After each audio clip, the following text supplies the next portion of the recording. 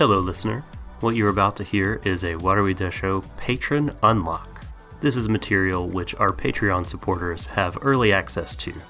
If you'd like to experience these episodes when they're at their freshest, become a Warui Deshou patron today at patreon.com/WARUIDESHOU.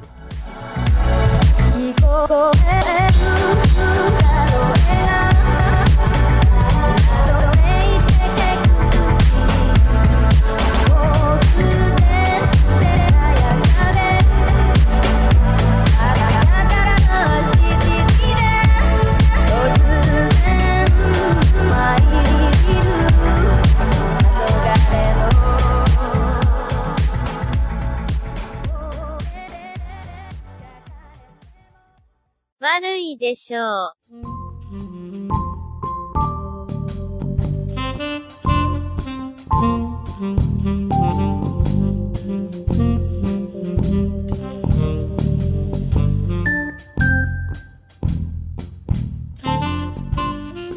Hello, everyone. Welcome, ladies, gentlemen, and NBs, to Warui Deshou's second stream podcast.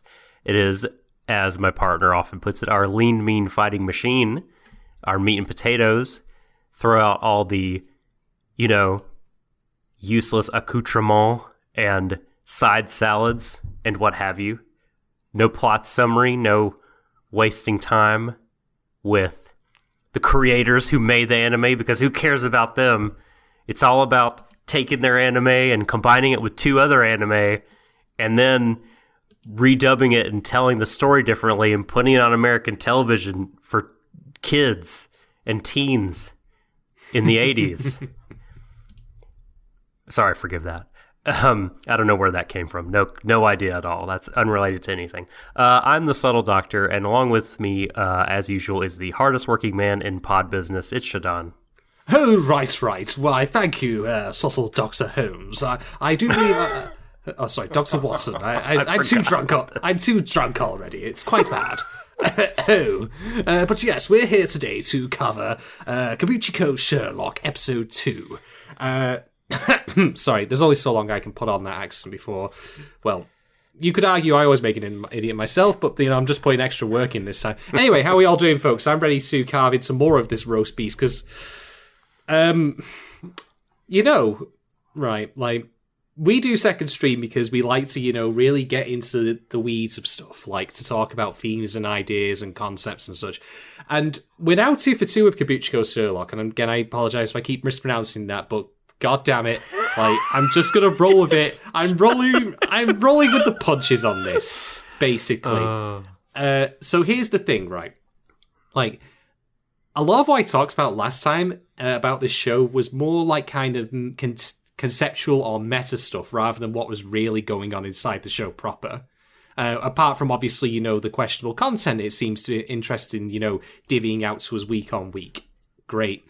Thanks a lot. There'll be more of that, by the way, in this particular episode. Thanks a bunch. But if nothing else, it's serving as a nice object lesson in, I get to talk a lot about adaptation and stuff like that. And I also will eventually recount the fact that this show reminded me of Darling in the Franxx in the most heinous way possible. Well, actually, not really, because there's plenty of heinous shit in that show, but something that felt like it was personally attacking me. So get ready, folks. This is going to get loud. We're going to go all in. Oh, dear.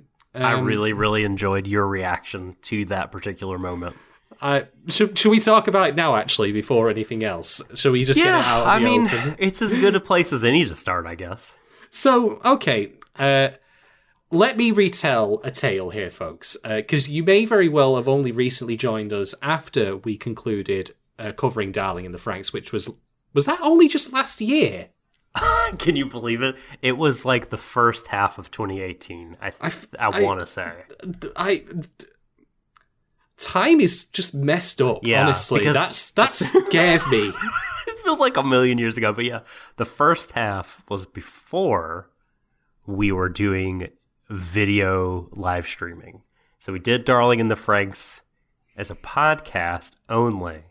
And then when Banana Fish began in the summer that year, we started doing the YouTube. Mm-hmm. So, okay, let me relate a tale to you then. In Darling in the Franxx, there is a character named Futoshi, and I apologise if you already know all of this because you've been with us since the beginning, but just so we're all on the same page here. And Futoshi, his character in that show can basically be defined as he eats and is fat. And he's fat because he eats, and he eats because he's fat, and etc., etc. And this is not us doing it. This is the way the show frames him, and the show enjoys making fun of him for being overweight and liking food. He's also an incredibly possessive piece of shit. Yep.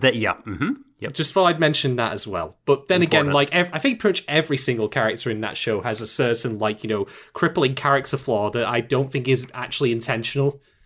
But anyway, that's neither here nor there. So, there's an episode, and I don't remember which one it is, but Futoshi and the other, male characters in their dormitory are having a discussion about some run-of-the-mill stuff that I don't remember, and even if it was important, I probably didn't care about because that was the show.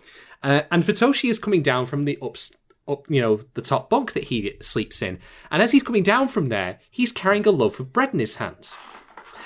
Now, here's the thing that I find incredible about that. It's not commented on by any single person, in the show who's there with him. No one says, Futoshi, why did you have a loaf of bread in your bed? In your bed? Why did you have that there? What is going on? It was just such a what the fuck moment. I didn't know if it was meant to be a joke because no one brought attention to it, so it's clearly a bit of background detail. Yeah, but it's just there. It's in the front and center of the frame. If it was like a Futoshi, look at that guy, look at him eating all that he would be he would wake up and have crumbs all over his face. But no, it's just an uneaten loaf of bread that he sleeps next to. Yeah, or sleeps with, as me and James Beckett speculated. Yes. Do-chan.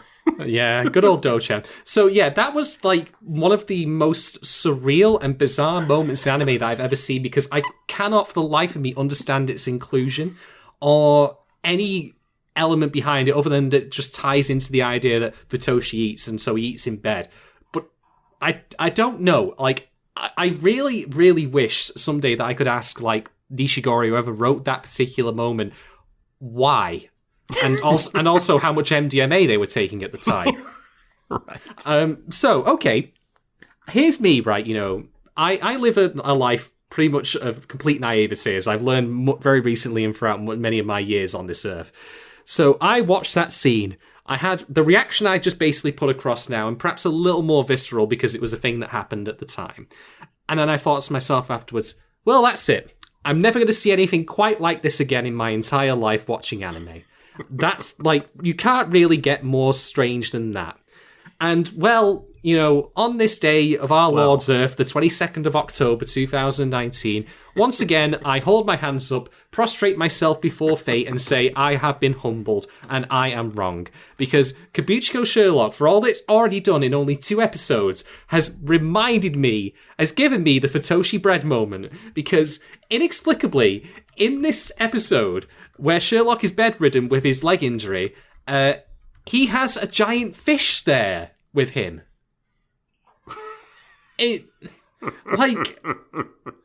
What the fuck? It's not a plush as far as I can tell. No. It looks like the real thing and it's been half eaten.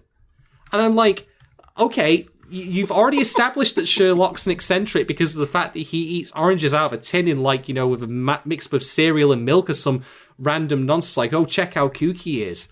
But, check out kooky. You don't need to, do any more. I received it 10-4, Kabukicho Sherlock. I got you. I understood. And that detail, again, is similarly completely uncommented on. It's just there in the frame, and no one says a damn thing about it. Watson makes no comment, nor the lady who was selling, the veggie man, whatever crap it was, the Soylent Green of this show, I suppose. No one says anything. And I'm just and on top of that, I didn't actually spot this. until I rewatched the episode in preparation for this podcast. It completely flew me by the first time. And, yeah, me too. I didn't notice it either. And Doc is now pointing out the giant tuna fish from Robotech from Macross. Yeah, yeah. The space tuna. Space tuna. Just made me think of it. Yeah. Oh, thanks, Sherlock. I really, needed to have that great sense of existential ennui, again, where I watched something that I don't even think was made by aliens, but just came out of a black hole and, some sort of strange cosmic coincidence or, aberration. Is this, proof that Sherlock is actually algorithmically generated and instead of being hand animated? You know what, right? I actually would completely buy if this show was just, the result, the bastard child of two, Google copyright bots shagging each other. I really, really would. There's Sherlock out there in an anime, oh, fuck, oh, God, we created this spawn of Satan, we got Rakugo, we got Sherlock, we have drag queens, we have urban fantasy setting, this is the worst. We have a fish. Yeah, this is the worst, episode of Will It Blend ever, because the after result, is just very questionable. So, yeah, and I suppose I could really just end the podcast now, and I mean the actual podcast entirely, because that's it. There's no going back from this. I've seen the fish of God in this episode. There is no recovery.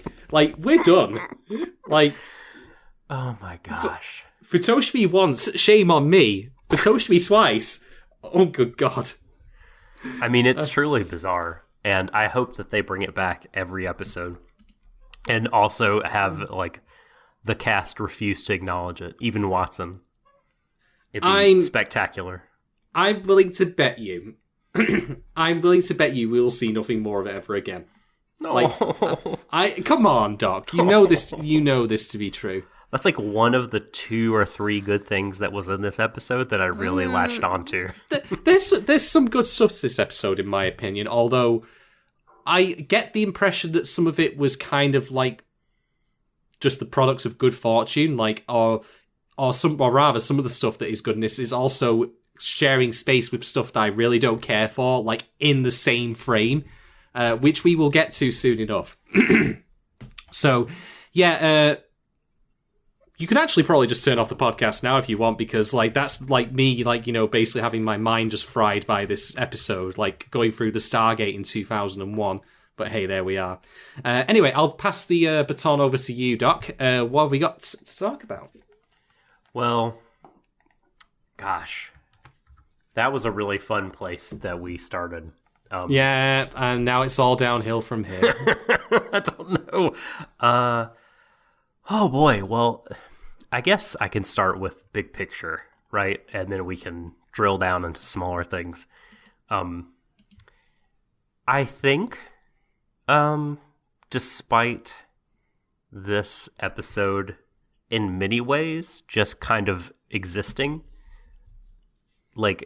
it's just sort of there as a total, it's a popcorn kernel, just a chip, a crisp. I'm sorry, we're talking to a Briton here, so we have to crisp, just a puff of air. Just you bite it and it's gone, and it's like you consumed air. It's nothing. It's also full of monosaturated and unsaturated trans fat. Yeah, okay, that too. But actually, in this case, I don't know. Well, yeah, you know what? Yes, it has harmful things in there. It was fun while you're eating it, and then it's not a memorable thing. There's not a lot. I think I mentioned this last week. There's not a lot thematically here for us. There's not too much in terms of character growth. We get a little bit of hints of it with Moriarty. Not even real, actual, measurable growth, but I think just hints. And I was going to say, I hope Moriarty shows some measurable growth soon, because he's a tiny kid, He's got to have that growth spurt eventually. No, that's it. He is finished. He will forever be small. Oh, small dear. James. Oh dear. but like my notes are really just full of like little sort of incidental items. I mean, some of them I can't even call moments, just like choices, stylistic choices that I'm like, that made me smile, or this made me laugh, or this was super unnecessary and weird and kind of annoying. You know what I mean? There was a mystery here, as is every episode, of course. But what I mean to say is, there was a mystery here that, looking back at it, the viewer can't quite solve, given the information at hand that the audience knows. There's some stuff there you could argue, like you could make connections if you were quite careful, but boy, you'd have to be really, really smart to put them together in the right way. And I still don't think that even if you guessed right about everything, I still don't think there's enough there for you to solve the mystery by yourself. Sherlock really does sort of, at the end of the episode get to be like, well, here's how I solved it in a way that only I could, because you can't do that. Well, this, I should elaborate. First thing to note is that this story is actually an adaptation of a specific Holmes story, much like the first one was the Study in Scarlet. This one is based on the Red-Headed League, and it features a similarly preposterous setup in which, like, there is a shop owner who is told, there's a competition for redheads. Maybe you should go here for, like, the day and go audition. While, of course, the person who tells him to do that, the part-time worker, uses it to, rob the next-door premises. So, I was watching this the first time round, and I thought, this entire premise of, the moles under the eyes, idol show, this is complete and utterly, ridiculous. You'd have to be really, really daft to believe this for a second. But I can't actually... a Lupin caper. It really did. But I can't criticize the episode on that basis, because it is basically a Japanese affectation of that existing Arthur Conan Doyle story. So, fair play. I'll not complain about that. What I will complain about, though, is, as you say, how the events are, set up and the clues that we are given. Now, to the show's credit, there are certain things that are established ahead of time. Like, for example, the bank being robbed earlier on with the hole in the wall. So there's that. And also certain hints, about the person, Sayori being a part-timer. And also, the stuff on her apron. Yeah. But there's one specific thing I should note that I did find really, really irritating. And this is not just a problem with, how would we have ever known? But it wasn't even, shown in the episode. It violates that classic principle of show, don't tell. So Holmes rightly, starts questioning Sayori on, is there a particular plant here? And she says, I don't know, maybe they're sold out. And when we get the later Rakugo scene where he is, of course, recounting the things that he's seen, he points out that they're winter flowers, so they shouldn't be out of stock. And were I writing this episode, I would have completely scrubbed that line and I would have replaced it with a visual of him actually seeing the flower that he knows is there and knows what it is, maybe right next to her, and she doesn't know what it is. Completely. Show, don't tell. This is the problem, right? They have the key beats and notes coming in here, for the mystery story, and it's so close to giving you the clues that you need to solve this. I mean, granted, unless you're maybe, I don't know, Emily Rand, you probably have no idea what the flower is. I will be fair here. Shout out to Emily, by the way. I hope she's not watching this show, because it's... anyway. Yeah, I don't think she would. Okay. So, fair play on that particular point. Maybe a bit too technical. But nonetheless, you could then maybe have a thing where, Holmes, looks really closely at the label, and it says that. And even if you then don't know anything about flowers, you can then put two and two together and be like, wait a minute, she says it's out of stock, but it's right there. Huh. And maybe also have, a background detail of maybe, the sledgehammer. Have it, in the distance where you can't see it, maybe the fish. I mean, come on, if you're willing to put the fish in there as a background element people might not notice, maybe you want to try doing that with the actual clues to the case? Just saying. So, yeah, you yourself, Doc, said that you're not really a big fan of mystery stories, and that's to each their own. But even you appreciate that, like, the key behind a good mystery story. In fact, there's two keys to a good mystery story. The first one is, as you say, the fact that there needs to be a thread that the audience can follow along in their own time. And it needs to be of that just right nature where it's not so obtuse that they would never know about it. It needs to, not follow the kind of, like, point-and-click adventure game logic where you have to, like, do some crazy combination of items to make things make sense. But conversely, it also needs to be obscure enough that they don't figure it out within 2 seconds. Like, oh, I know the killer is immediately. And that can be something that can be betrayed by the writing and the framing if that happens. Mm-hmm. And unfortunately, this particular episode leans too much because of its faulty, like, framing and, like, editing and the way it decides to tell stories. Tell its story towards the obtuse end of things a bit too much. It's close though, and I'm hoping that they find their footing with the latest stuff. Doesn't mean they can't. Are we told in the beginning that the gold is pilfered through a hole in the wall?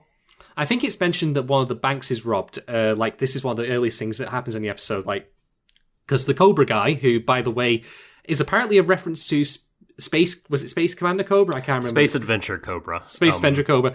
Yeah, like, who has a Cobra glove over a hand because... So, like, it's fun. So Cobra, Space Adventure Cobra, so it was a manga I believe the manga was in the 1970s, but the movie and the TV series were in the early 80s, and both were directed by a favorite of mine, Osamu Dezaki, and Cobra is like a really, like, Justin Savakis describes him as a good bloke. Nice. He's a sort of devil-may-care kind of thief, vigilante. Vigilante's not the right word, but he's just kind of going and doing whatever the fuck he wants to in space. He's like imagine if the Bebop it was just a person. And it sounds like classic Flash Gordon adventure serials, that kind of thing. Kinda, yeah. And he has like he has an arm that is a gun. And his gun. It's great. Yeah. And so you have Cobra here being the criminal, who has a gun arm, kind of. It's like a gun he holds in his hand, but it's like inside of a snake mouth, which is, I guess, it is a sort of really loose way to reference the gun arm of Cobra from Space Adventure Cobra. It's unusual, I will give it that much. So that is also a thing in this adaptation of a classic Conan Doyle story. I'm just trying to imagine what his reaction would have been if he'd have been told, oh yeah, in over 100 years' time, your literary iconoclast is going to be adapted into this thing where it's also blended with a classic Japanese anime where there's a guy with a gun held by a snake glove. I wonder what his reaction might have been. Okay, so normally I wouldn't spend this kind of time and go as hard in as I'm about to go. Talking about something that is not the thing we're covering. But I don't particularly like the thing we're covering, so I'm just going to do this. If you like film, period, watch the Space Adventure Cobra movie, the anime movie from the early 80s. It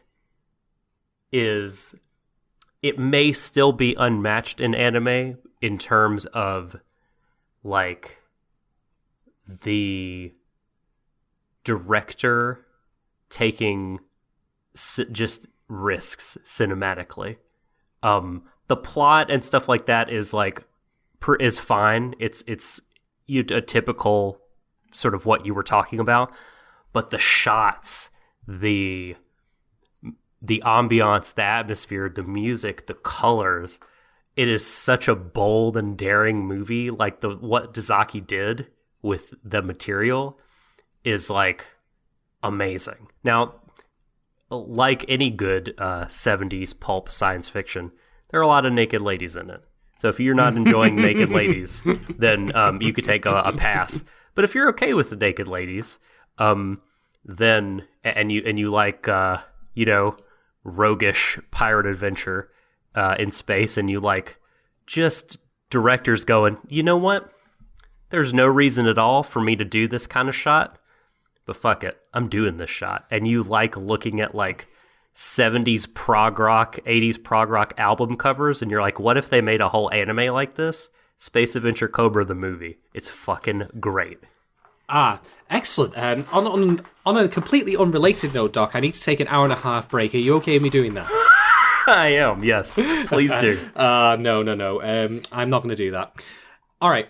So I'm going to move on now and actually talk more about the elements from the Sherlock mythos that have actually made it over to this show, because there's actually quite a few of them that I kind of recognized at first, but then had to like go and look up to confirm.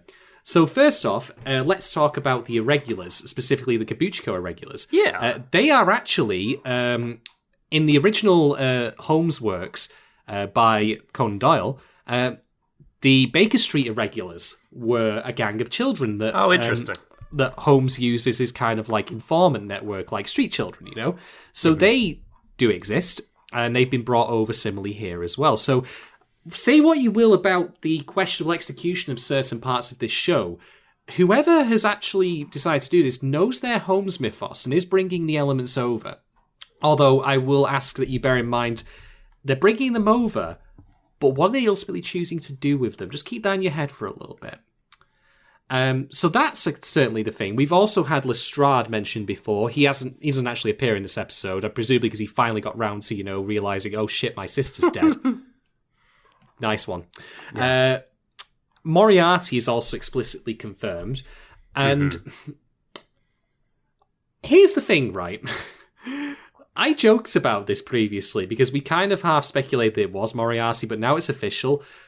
Why is he like a 12-year-old boy in this? Well, why is Mary Watson a crooked detective? I'll get to Mary in a moment. She's the one I want to spend the most time talking about, actually. But like, here's the thing, right? Moriarty's like a criminal mastermind in the originals, and certainly I'm not going to pretend like we can't have a criminal child genius doing stuff like that. Why the hell not?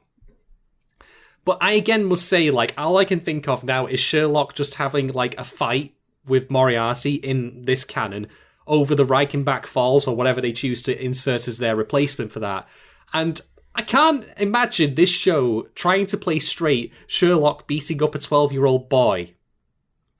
And throwing him off a waterfall to his death. Maybe they would just tell sophomoric, sort of misogynistic jokes to each other. Mm-hmm. Maybe Moriarty jumps on his back and starts punching him in the head, and that causes him to fall off. I don't know. But this is the thing. When you know or are that familiar with a property that you will bring in its characters wholesale, including the smaller elements such as the irregulars. Mm-hmm. You might also want to consider the optics of how your adaptation will then read to people and what they anticipate. Because, in other Sherlock media, Moriarty is such a massive deal to everyone. Even though he's only in a book, he's like you said. He's in two, with Adler. Yeah, but the Holmes mythos has suffered this kind of bloated expansion, where the characters get significantly more importance than Arthur Conan Doyle himself afforded them. And so, even if you have only a passing familiarity, you think Moriarty's a big deal, and in turn, what's coming because of his inclusion. The spoilers are already there. Sure. So, if I'm supposed to be looking forward to this show's equivalent of the Reichenbach Falls fight, I can't, because I can't help but get out of my head the hilarity of Holmes throwing a 12-year-old boy off a waterfall. It doesn't work. It really doesn't work. Well, didn't you say last week that was okay? That, you could take and leave whatever you wanted and maybe even kind of reshuffle different elements? Oh, yeah. I am still of the opinion, I'll be gainsaying a bit with Mary in one way specifically, not all of them, I can assure you of that much. I am still of the opinion that I would rather you use the existing elements that you bring over from like a work such as this, or say things like Dracula or Frankenstein, like the classics from that period, which are so ubiquitous and so well known. Like you bring them over and you make the changes you need to tell a good story. Here's my problem. I thus far have no clue why certain characters are in this show at all. Like, is because all Moriarty to me seems to exist to be there for at the moment is just, hey, here's a character, Yeah, right, here's a name. But the problem with that is, I know the character, I know his eventual fate, and again, put it in your head here, folks, just imagine with me for a minute, if you will, of Sherlock just literally punting a small boy off a waterfall. That's meant to be like the big climax to their conflict, which ends up with both of them dead, at least until Doyle decided that he got sick of people writing in saying, bring Sherlock back, and decided to, invent the retcon and destroy continuity forever. Thanks, Conan Doyle. You're responsible for shit like One More Day. Well done. Well fucking done. And Marvel Comics. Oh, God.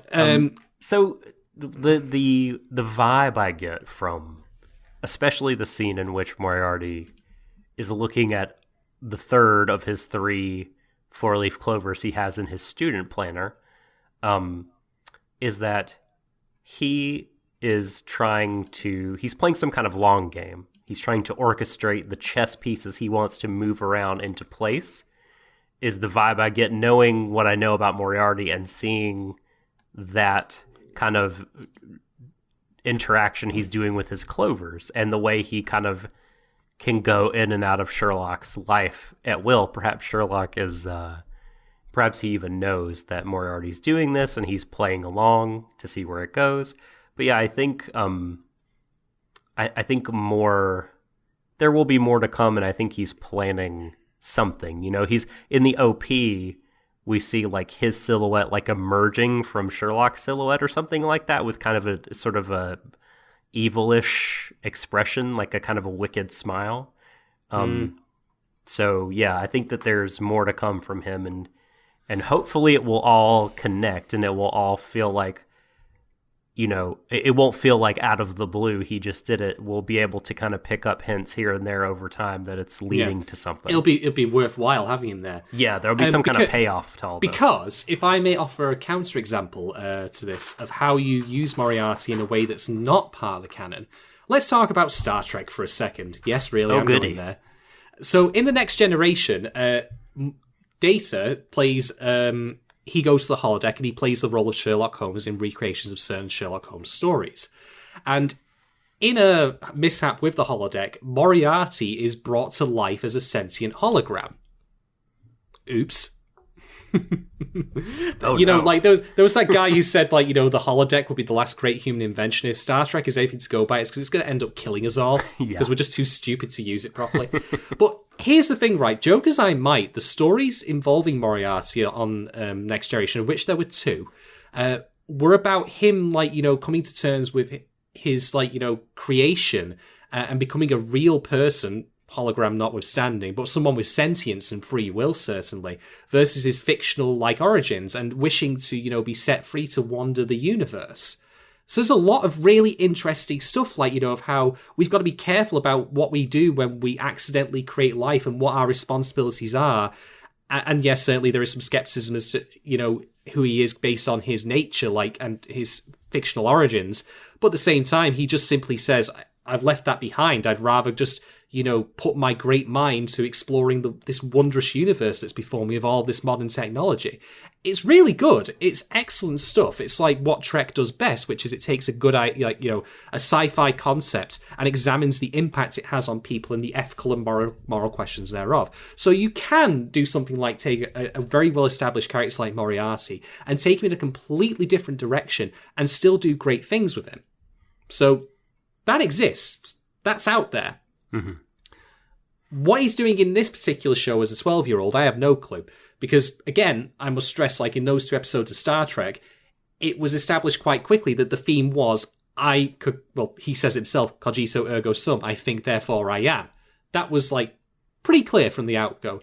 Moriarty at the moment seems to be here just because he's part of the Sherlock mythos, but also inexplicably he's 12 years old. Although, hilariously, I have a theory on that, which will tie into our patron question in a bit when we get to those. So, buckle up for that, because I'm going to be going into my, unified Franks theory shit again. Nice one. Oh, we love those, don't we? So that just then leaves me now to talk about the final character, and the one that I find the most interesting and also arguably the most disappointing. Let's talk about Mary Monston, I believe it is. In fact, let me just check her name. One of the three new characters that get introduced this episode? Yes, Mary Morstan. So, I speculated previously that Mary, as we enter in, that was going to be Mary that we see at the end of episode 1. It turns out I was right. And according to Wikipedia, Mary Morstan, is her maiden name before she marries Watson. And, well, if you're carrying over the full name and such, that seems pretty explicit to me. And I will note, by the way, if you think that, it's just a coincidence that the name's in there, there's some actual framing where she and Watson, in that admittedly quite amusing moment where, I forget her name, Fujiko says that, oh, I want to be an idol, and you get it this four-way cut of all of the characters in the room, with their various reactions, including Sherlock's, whatever, which was quite funny. I will credit the show this, that was good. That was quite amusing. There's some funny stuff this episode, straight up. Yeah, there is some legitimately good crafted humour here, especially with that contrast. But note that Mary and Watson are framed in the same panel in that. And, she's stood next to him at various places. The framing is already hinting at this. It's not simply that her name has just been ported over wholesale. They're actually, hinting towards a future relationship. Mm-hmm. So, okay, there's that. I will mention here that I've actually currently got on my screen, or one of them, Mary's entry on Wikipedia. And I'm going to read the web address, or rather the last part of the web address out for you here. It goes something like this. minor_Sherlock_Holmes_characters, #Mary Morstan.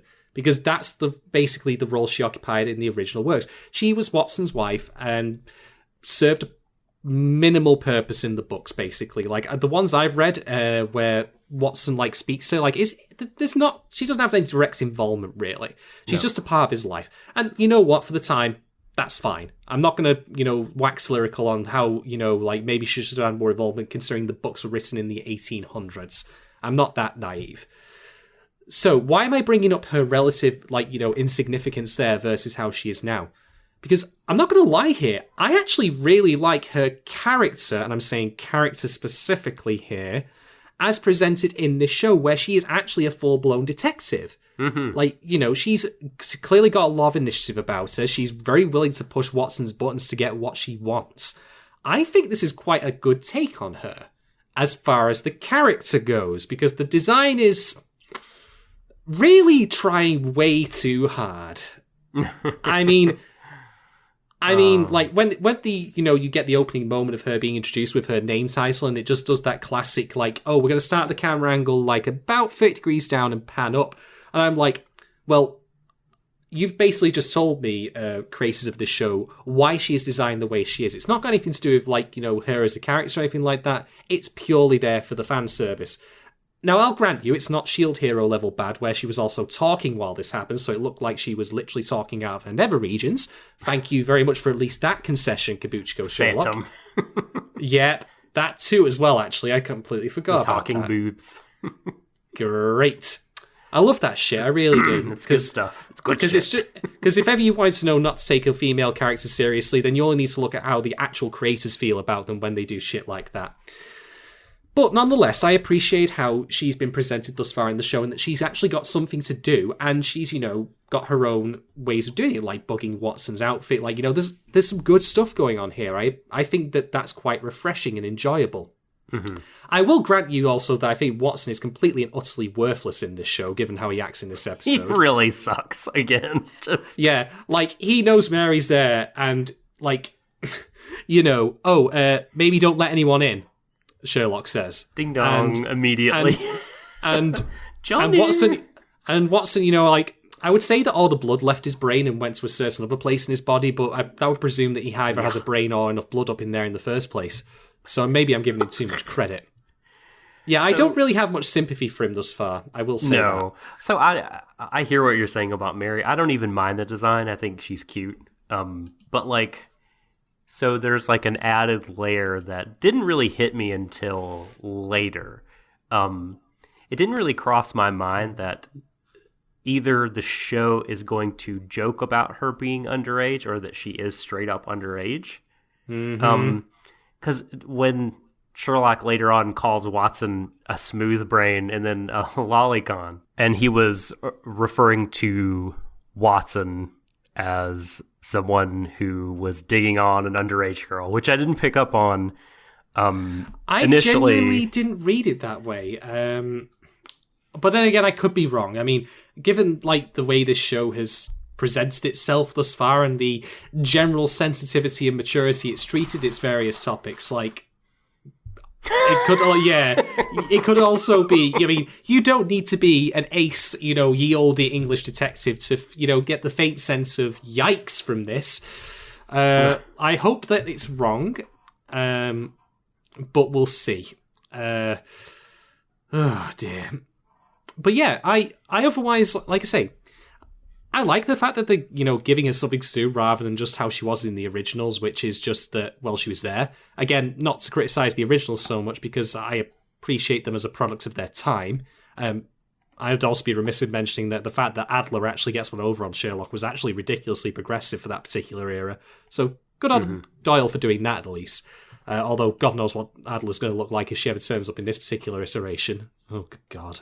Oh man, I can't even begin to speculate. I mean, I will also say this. So, like, if people want to say to me, "Hey, you know what, Shad's like? I see where you're coming from, but come on, really, you're gonna be on board with this interpretation of Mary Watson as like this scheming, sly and cunning, like detective lady who also looks like she's straight out of High School Musical, I don't know." My response to that would be this, right? And this is one of the things I think Kabukicho Sherlock has given me, which I can now always present to everyone else who says to me that anime is bad because it's got all of the tropes, hallmarks, and stereotypes behind it, things like tentacles and shit like that. If you want my opinion on anime in general versus all other live action material like East-West, regular West animation, you name it, there's plenty of fucks up shit out there in everything. If you want to pick on anime for having some fucks up shit on it, then well, guess what? I'll agree with you. But that's the case with everything. There's so much stupid crap out there. And the thing is, right, this interpretation of Mary, let's compare her to the interpretation of Mary in that show I mentioned last time, the Steve Moffat Sherlock, where it turned out she was also a secret, international assassin lady. Again, a character who barely existed in the original got turned into something ridiculous like that. So, I'm sorry, but if you're going to criticize, this as not being faithful to the original or being too out there, that she's a detective, apparently Stephen Moffat, he thought, well, hey, I could make her a detective and have her do that, or I could just have her, travel the Middle East and start shooting up, Arabian people. Why not? Oops. Let's not hold him up as some kind of authority in the field of Sherlock. Well, the BBC certainly felt so, and they probably have more right than anyone to put someone in charge of one of the most beloved British characters ever conceived in Western fiction. Whoops. The Beeb did an oopsie. Well, that's the Beeb for you, unfortunately. I mean, the rhymes are something that they often find themselves being, so there you go. So yeah, I actually like Mary as presented here. But now, unfortunately, I'm going to segue from her to talk about the other thing that they decided to put in that wasn't in the original. And her sister? Here's the thing. I don't mind Mary having a sister. I don't mind Mary having an androgynous, male-looking sister. I just mind that it's this show doing it, because I don't trust them. No, I know. And that is especially true given Watson's reaction at the end. I couldn't pass if his reaction was, oh my god, this is really a girl, or oh my god, she's about to beat the shit out of me. Because bear in mind, Watson's reaction to all of the queer characters in the show thus far has been to look at them like he's just seen Roadkill. Exactly. If this pair were in a different anime, or in just different hands, or even if they were different characters in another show, with the same designs and stuff, I'd be all on board. But like you said, it's in Kabukicho Sherlock, and it's feels like here's another character who is not a cishet that we can sort of present as like weird, strange, off, comedic purposes only kind of character. Let's laugh at them and not take them seriously at all, and laugh at them particularly for this idea of being a sister-loving detective, which I think is what the subtitle read. You would be right. And if you think that it's just the case of the script that backs this idea up, let's talk about the structure, and let's also talk about the OP. The scene in which this happens is the last scene we see in the episode, not counting the post-credits where we meet Moriarty. And in my opinion, that basically makes no difference. Like, it is still the last thing that we see, like, before we come down from, like, being engaged with it to just then come back. So it has that importance about it. Like, you tend to leave, you know, important events for the end of episodes, like, you know, to have that lingering effect, you know? Mm-hmm. You don't just put it in, like, stuff like that in the middle. So clearly the creators thought that it was important that they put at the end of the episode this joke at Watson's expense, quote unquote, of, oh my god, this, you know, this lady who actually looks like a guy is about to beat him up, and oh no, isn't that kooky? Isn't that strange and funny and witty, and oh my god, I can feel the revolver going down my throat. Ugh. Seriously? I have what looks like a photoshopped smile on my face. It's incredibly forced. Mm-hmm. Yep. And then let's talk about the OP. Like, the OP, I like, quote unquote, but... Sure.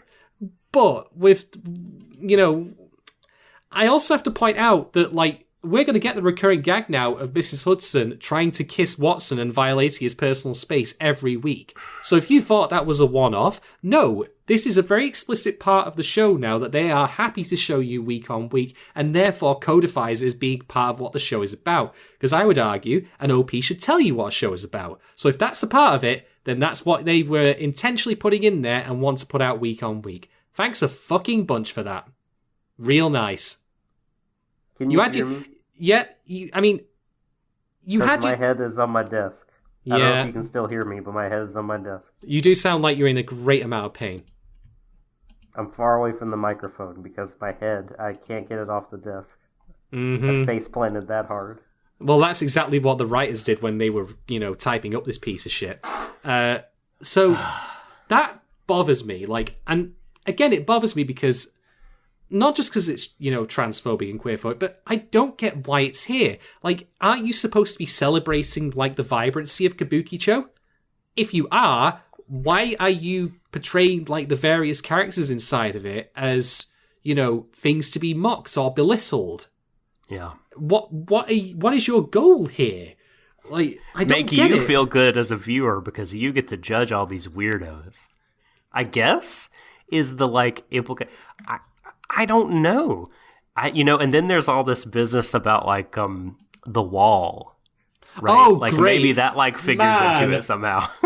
Like, as someone who went to Berlin recently, how timely is it for me to get a reminder of that lovely little part of Western history? Great. Yeah. Brilliant. Oh, yeah, so we're on the east side. The Kabukicho's on the east. Is Mrs. Hudson going to go up and say, tear this wall down? Mr. Moriarty, tear down that wall. And he's just there with a tiny little chisel, like, I'm doing it! I'm chink, doing it! Chink. Give me a minute. And Watson's, like, slapping it with a fish. Yeah, it makes sense to me. Or no, Sherlock will be doing that. I don't know. But fucking... Man, so the idea... Tell me if I'm right about this. Stop me if I'm incorrect. But it seems like the east side of the wall, where Kabukicho is more impoverished. And the west is more affluent.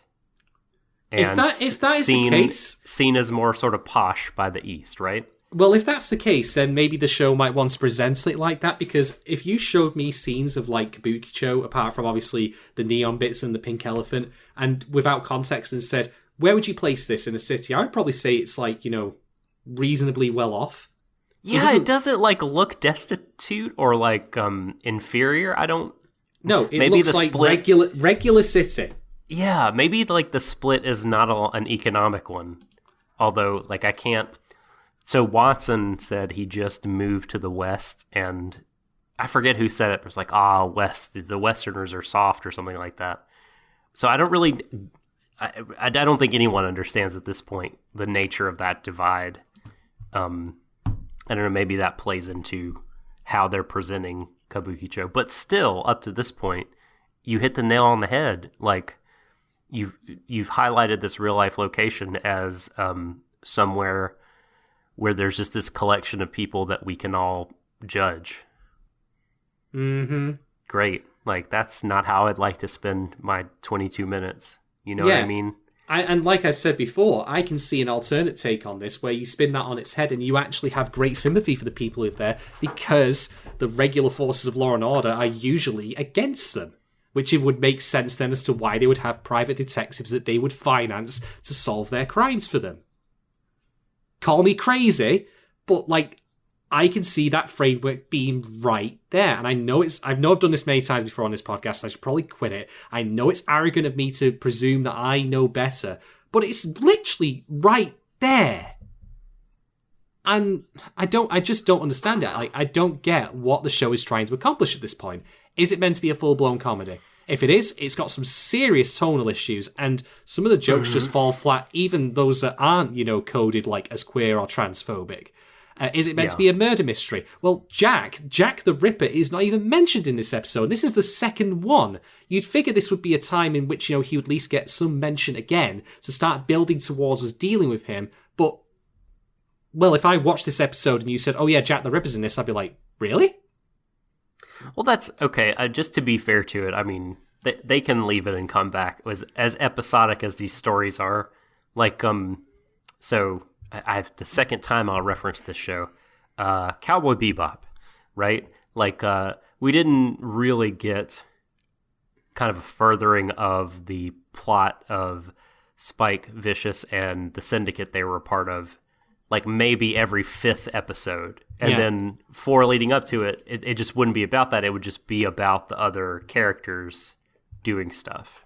Yeah, so I don't want to kill it for that. I would agree, and I would also make a comparison, as you did, not just to Cowboy Bebop, but also to the Ghost in the Shell standalone Complex series. Yeah. Because that had a very similar idea where you had like the Complex episodes, which are the ones on the larger storyline, versus the individual ones. So you're right, that is certainly a thing. We're 2 episodes in, though. Jack has not been seen on once, nor has actually have any of his murders been seen once. The one we saw was a copycat. So I would argue that if you want to get, like, people caring about it, you need to do that early, and then let it simmer in the background, then bring it back up again. Thus far, we've had the thinnest of depictions that Jack is even there. If anything, you're right. You're right. If anything, I think the show might be a bit confused on what it wants to put emphasis on, because it's like, here's Moriarty, and Moriarty's usually the villain of Sherlock, but we also have Jack the Ripper, so... and by the way, if Moriarty turns out to be Jack the Ripper, I will quit this show, because...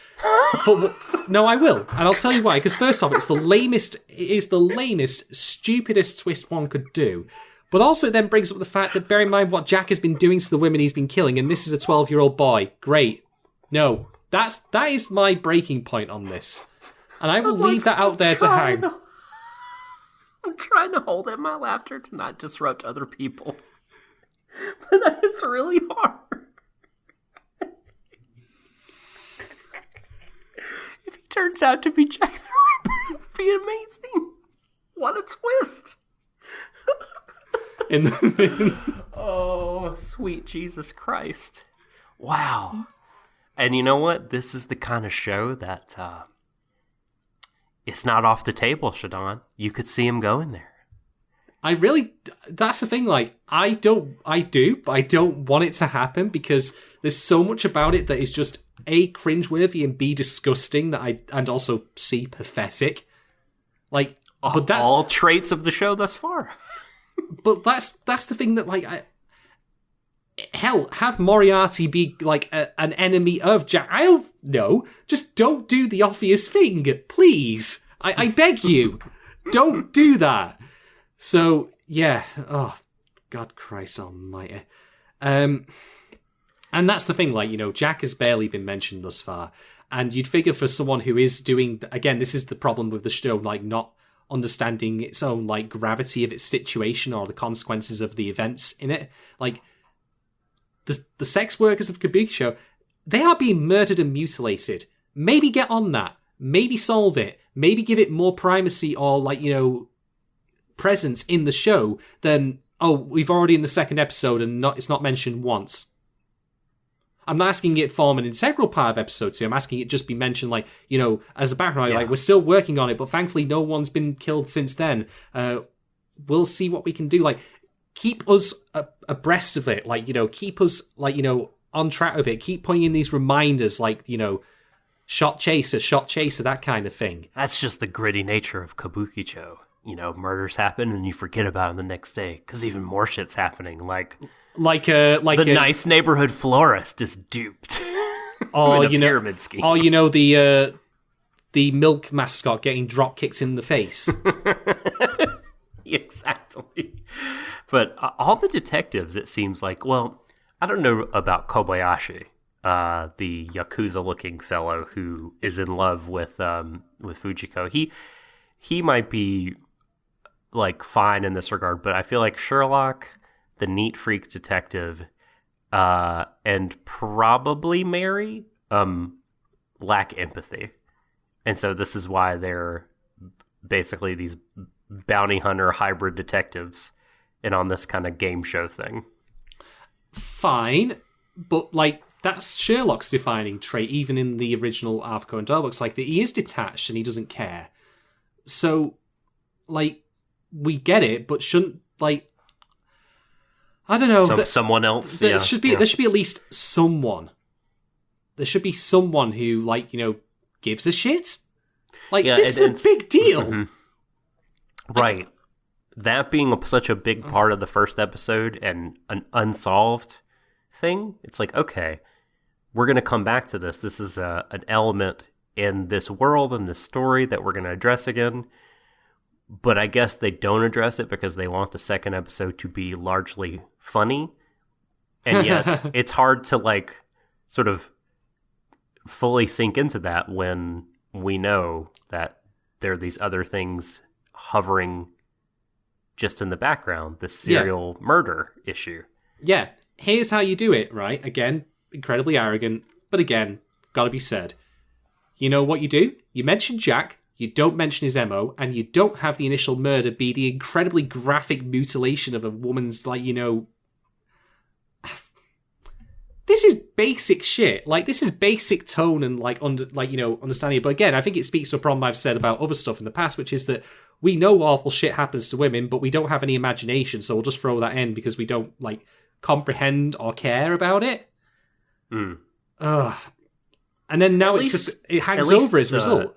Yeah, that's true. At least this episode, the crime was a little bit, it wasn't like, oh, great, another brutal sex murder type thing. It was like what a low bar to clear. Congratulations.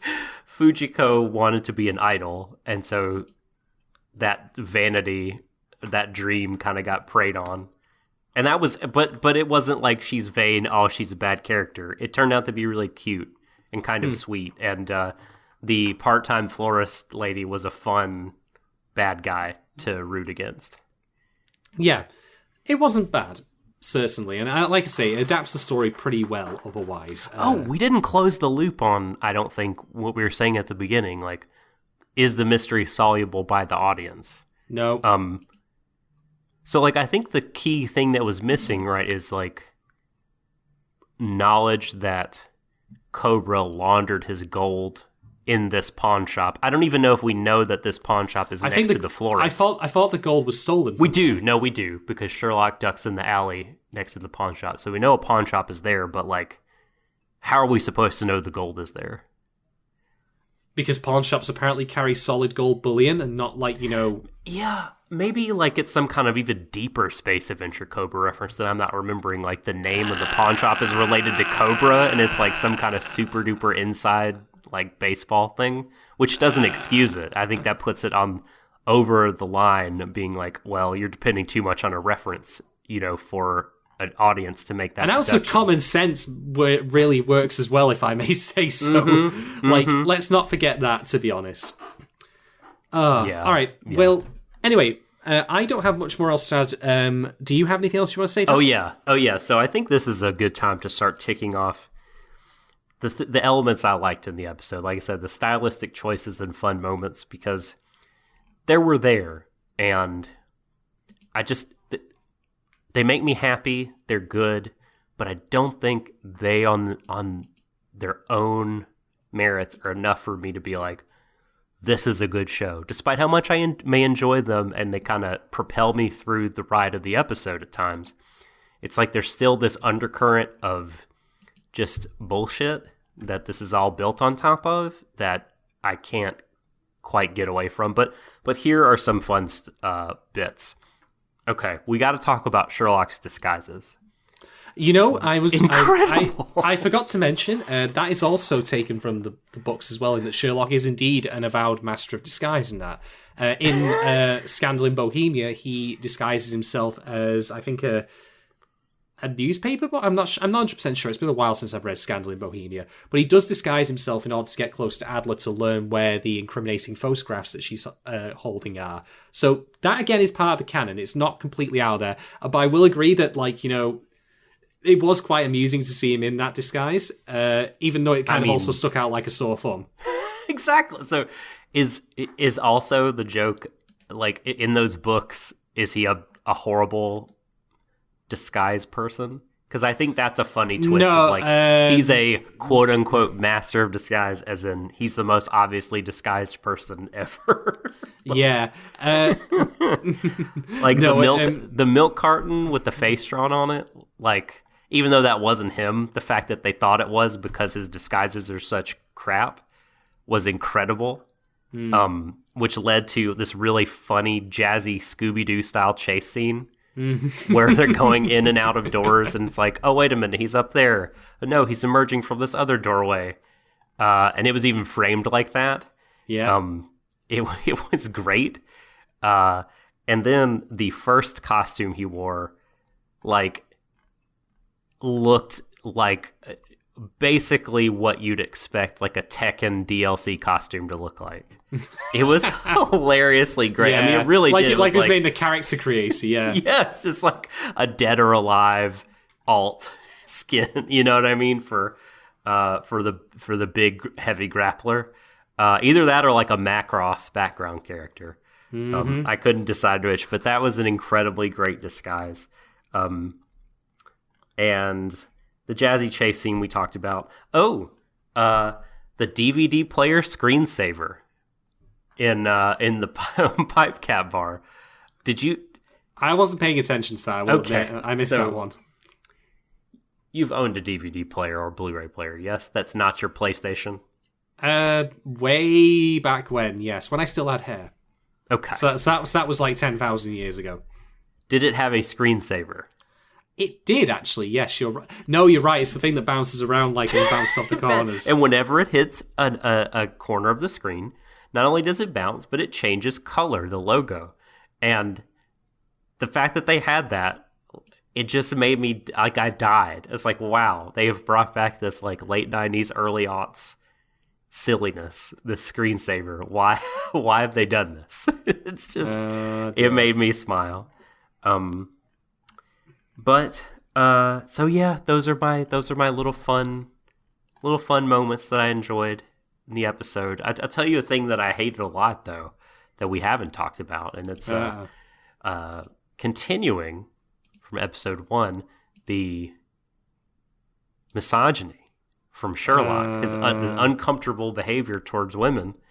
You know how he was kind of manhandling and groping, not groping, but just like very disrespectful to the Sayuri lady who worked at the Rose, the White Rose. But Sayuri, in this episode, that lovely little joke he tells when he's doing the Rakugo at the end, like, what do a bank robber or someone who's just committed a bank robbery and an idol on a casting couch have in common? Yeah. They're both about to get screwed. I'm like, oh, Who thought that was a funny joke?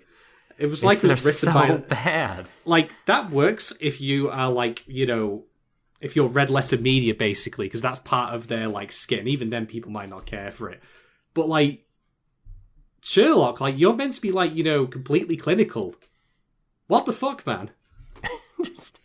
Yeah, when he's in Rakugo mode, he is full silliness. But this was just, it was bad. It was dumb. It was it's just a bad look for him, with it sort of combined with how he treated the hostess in the first. I feel like this is going to be like a running thread, and I don't know. It's not fun. It's not entertaining for me. If other people are absolutely in love with it and they're just like, "Oh man, Doc, shut up! I love these shitty jokes about women." Like, oh my god, like what's the matter with you?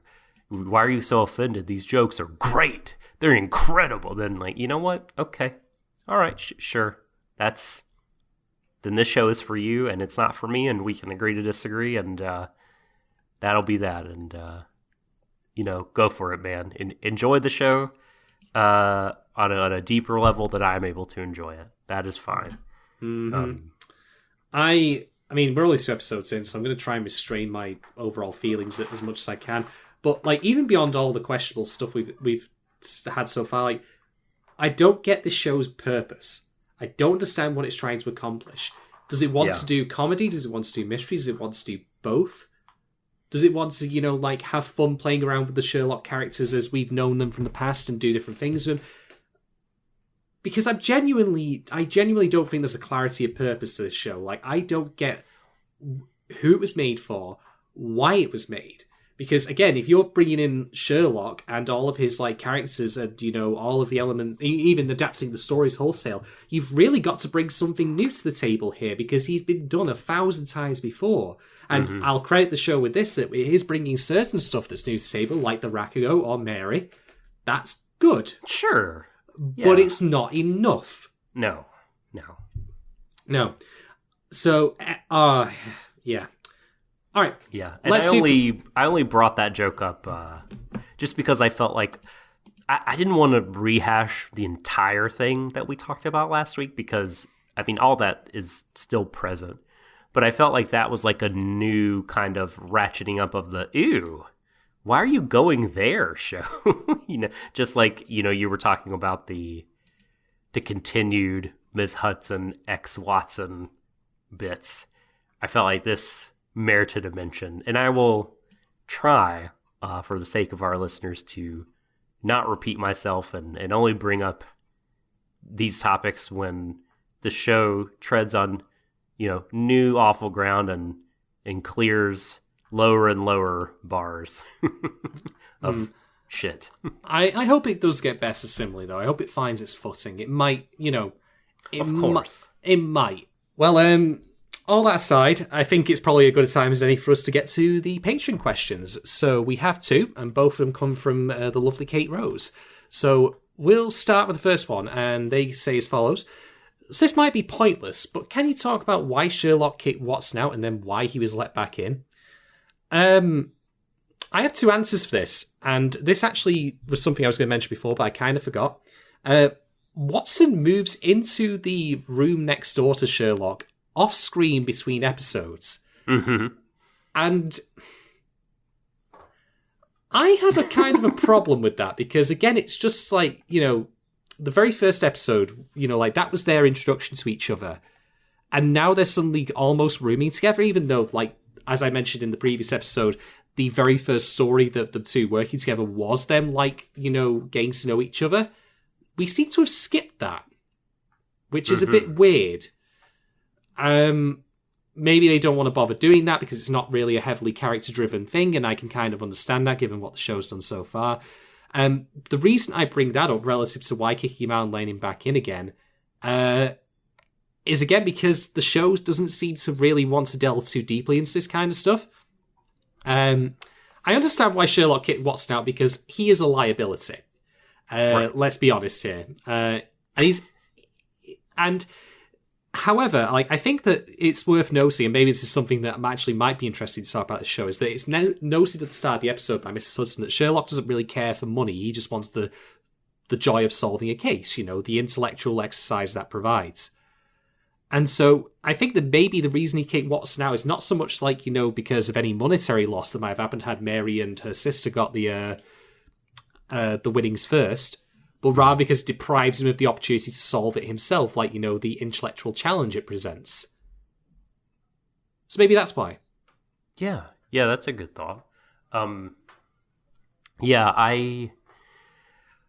My reading of it was just like he's a Freudian term, anal sort of person, and despite him living in squalor and filth in his apartment, he has very kind of strict rules and guidelines for his own behavior and for people he allows in his life. And Watson, immediately upon being let in, broke one of those rules. And so Sherlock kicks him to the curb. And I think he just, let him back in because, what are you going to do? He saved your life. Cobra would have shot him dead, Sherlock, if not for Watson. Considering Watson nearly killed him previously, though, I think we'll just call that. But what's really funny is, I don't think he knows. No, the great detective doesn't even realize that, and admittedly, that in itself is quite funny. I will grant. So yeah, like I think that maybe there's a hint there of why, which is like you're going to cost me the intellectual challenge. You've almost ruined it for me. But this show doesn't seem to want to present itself as like a deep character exercise. So I'm not sure if I ultimately can go with that reading or just maybe find it incidental. But then again, art is, once it's out in the wild, it's open to the interpretations of the audience and they make it their own in their own kind of way. So in this show's credit, and just to give it, a little bit of a break, I will go with that. Right. Next question. This one goes thusly. Since we haven't heard what Watson once investigated, why not try your hand at making some predictions as to what it could be? Now,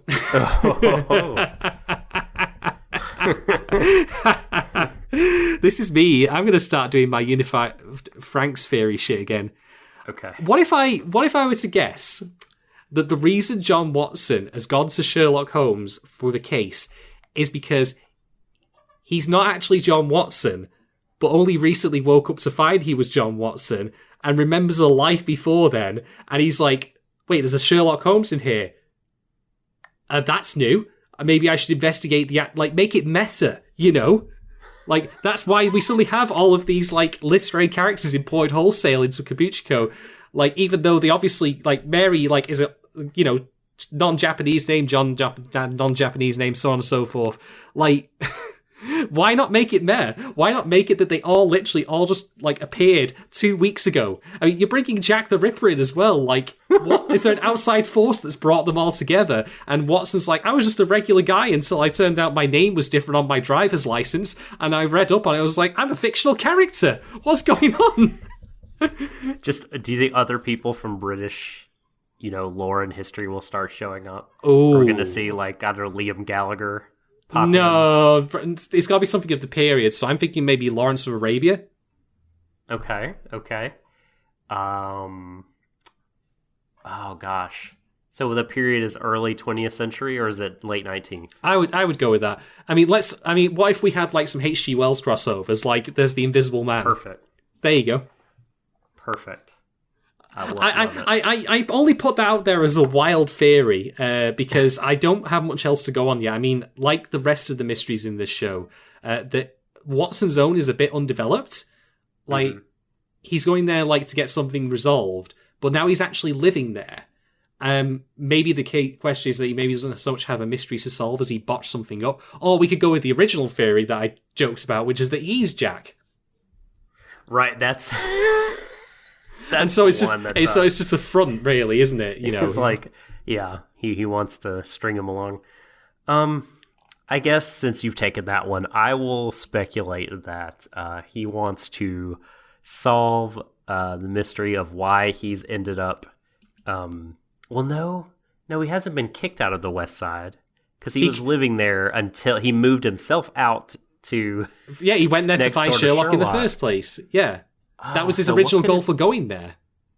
Maybe it has something to do with the wall proper. Like maybe his mystery has something deeply like at the heart of the split. Like he's wanting to, maybe not even intentionally, because he said, "Oh, weird things just keep happening to me," and there ends up being like this sort of crazy and unpredictable trail from him to like the mastermind behind the wall splitting East and West Japan.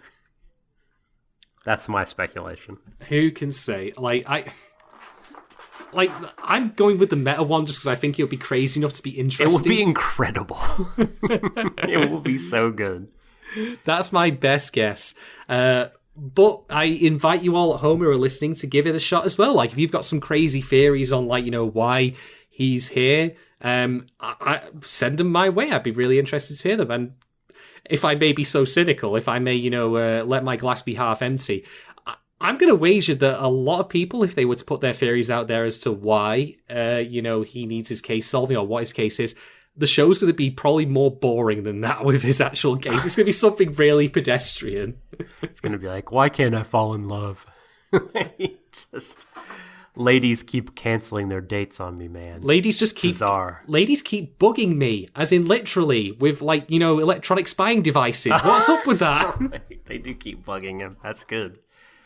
Oh, Jesus fucking Christ. Well, that brings us to the end. yeah, I think that we're probably done here. Boy, this one turned out to be even more negative than I intended it to be. Well, this is from why the I'm get-go. here. Boy, this show, it's some of the seasonings are nice, but the meat being seasoned, the core of it is not to my taste. But hey, everybody, patrons, thank you so much for listening. You're getting this ahead of everyone else, and we thank you so much for your patronage and for your questions, Kate Rose. Remember, folks, if you want to ask us questions about this show or Vinland Saga, just pop in the old Discord to the Questions for the Stream channel. Throw us a question, and we will answer it in detail. This is one of the benefits you get by being a member of our Patreon. It's the $3 tier. There are 3 budget-friendly tiers, so go on over to patreon.com/Warui Deshou. Check them out. $5 is the top. We wanted to offer an option that is not expensive financially and gives you everything that we're putting out. We think it's pretty good value for money, and we hope you enjoy it. And but if you can't support us financially, feel free to give us a like, a subscribe, a follow, a review, a share on like Apple Podcasts, SoundCloud, Twitter. If you Google Warui Deshou, we're going to be on those places. So, just take a moment and help us out. We would sincerely appreciate it. And Shadon, if people want to contact you specifically, where can they find you? Well, you can find me Shadon1010 on Twitter, and I also have a Curious Cat under the same name. So feel free to drop me some hot questions, like, you know, about my life choices and all the horrible decisions I've made throughout. Or, you know, just ask me if you want to buy me a beer. I mean, I'll accept that. Is there, like, you know, beer.fi? Maybe I want to set those up. You're not buying me coffees, you're buying me pints. But no, yeah, feel free to ask me anything you like, even questions of a cynical political nature, and I'll be equally cynically political back. They need to start a pi.nt just for you. Oh.